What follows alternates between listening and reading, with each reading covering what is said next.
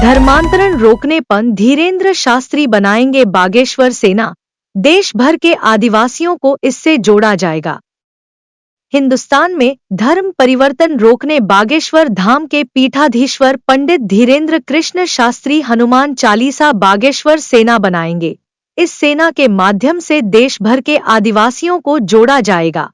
उन्हें सेना के माध्यम से सनातन का पाठ पढ़ाया जाएगा और लालच में हिंदू मिशनरियों के चक्कर में न पड़कर उन्हें धर्म विरोधियों से दूर रहने की सलाह दी जाएगी, क्योंकि हिंदू बचेगा तभी हिंदू राष्ट्र बन सकेगा। महाकुंभ पर रील्स बनाकर वायरल करने के खिलाफ कहा कि कुंभ अपने मुख्य मकसद से भटक रहा है, वहां रील्स नहीं रियल होना चाहिए।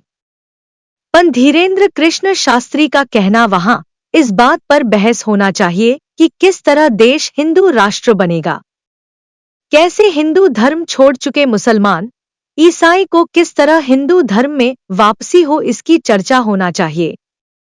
उन्होंने कहा कि वह कुंभ जा रहे हैं, वे भी गंगा जी में आस्था की डुबकी लगाएंगे।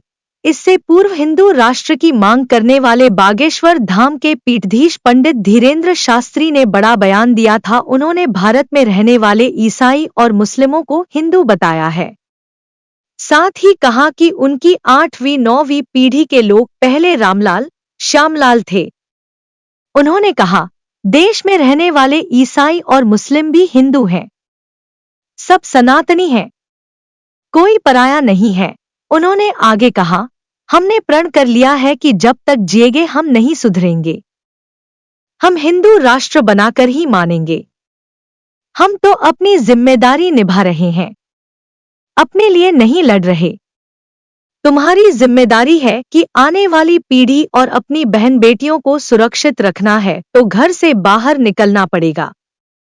उन्होंने कुंभ की भूमि पर अपनी तीखी प्रतिक्रिया दी।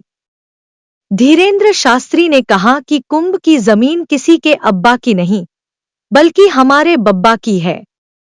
दरअसल कुछ दिन पहले ऑल इंडिया मुस्लिम जमात के राष्ट्रीय अध्यक्ष मौलाना शहाबुद्दीन रजवी बरेलवी ने महाकुंभ के आयोजन स्थल की भूमि को वक्फ बोर्ड की संपत्ति बताया था।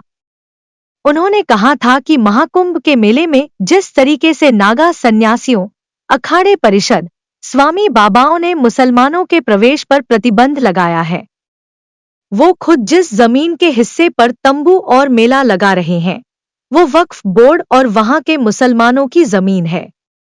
बागेश्वर पीठाधीश्वर ने अपने प्रवचन के दौरान बगैर किसी का नाम लिए हुए कहा कि कुछ दिन पहले किसी भाई साहब ने कुंभ की भूमि उनकी है, तो उनसे कह दो कि जमीन तुम्हारे अब्बा की नहीं, हमारे बब्बा की है, क्योंकि इस्लाम धर्म का जन्म अरब देश से हुआ है, भारत से नहीं।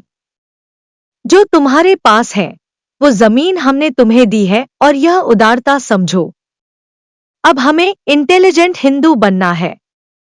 उन्होंने कहा कि सनातन धर्म जैसा कोई धर्म नहीं है, जो वसुधैव कुटुंबकम एकमात्र ऐसा धर्म है जो पूरी दुनिया को परिवार मानकर जीता है।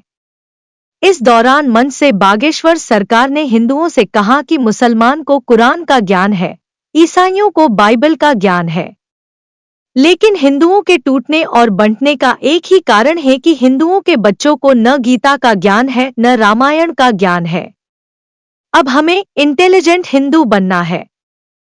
मध्य प्रदेश के छतरपुर में बागेश्वर धाम के पास स्थित रेलवे स्टेशन का नाम बदलने को लेकर चर्चा तेज हो गई है। दरियागंज रेलवे स्टेशन का नाम बदलने की मांग जोर पकड़ने लगी है। बागेश्वर सरकार के नाम से मशहूर धीरेन्द्र कृष्ण शास्त्री ने इस स्टेशन का नाम बदलकर बागेश्वर धाम करने की मांग की है। धीरेन्द्र कृष्ण शास्त्री ने स्टेशन का नाम बदलने को लेकर कहा, हमने अपनी ओर से इस संबंध में पत्र पहले ही जमा कर दिया है और यह एक प्रशासनिक मामला है। प्रशासन की अपनी समझ है, हमारी इतनी पहुंच नहीं है, तो मीडिया के माध्यम से हमारी बात पहुंच जाए तो अच्छा है। बागेश्वर धाम के नाम पर स्टेशन का नाम रखने की मांग। उन्होंने आगे कहा, हमारा मानना है कि वहां पर ज्यादातर श्रद्धालु बागेश्वर धाम के आते हैं। हमें लगता है कि वो रेलवे स्टेशन खासकर बागेश्वर धाम के लिए ही है। आसपास के लोगों को तो नाम मिल ही रहा है, लेकिन 80% वहां पर उतरने वाले श्रद्धालु बागेश्वर धाम के होते हैं। अगर स्टेशन का नाम बागेश्वर धाम के नाम पर रखा जाएगा तो हमें लगता है इससे लोगों में सद्भाव भी बनेगा और धाम की महिमा पूरे विश्व में होगी। ऐसी ही खबर के लिए बने रहे नो फिकर समाचार के साथ मध्य प्रदेश।